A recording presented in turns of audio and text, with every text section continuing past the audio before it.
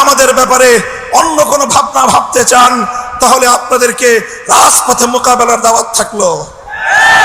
সংগ্রামী সাথী ও বন্ধুগণ, একটি সুন্দর বাংলাদেশ গড়ে উঠুক, বৈষম্যহীন বাংলাদেশ গড়ে উঠুক। আর কোন শিক্ষাঙ্গনে তোফাজ্জলদের মতো আর কোন মানুষকে যেন এভাবে বিচার বহির্ভূত হত্যাকাণ্ডের শিকার হতে না হয়। সকল বিচার বহির্ভূত হত্যাকাণ্ডগুলোকে তদন্তপূর্বক প্রকৃত দোষীদের বিরুদ্ধে ব্যবস্থা গ্রহণের দাবি জানিয়ে একটি সুন্দর সুশৃঙ্খল উপনিবেশহীন উপনিবেশবাদহীন উপনিবেশবাদ মুক্ত স্বাধীন একটি স্বনির্ভর জাতি গঠনের জন্য যা যা করতে হয় তা করার জন্য আহ্বান এবং তার সহযোগিতার আহ্বান জানিয়ে বক্তব্য শেষ করলাম।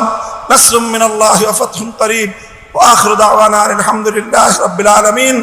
বাংলাদেশ খেলাফত ছাত্র মজলিস জিন্দাবাদ। বাংলাদেশ খেলাফত মজলিস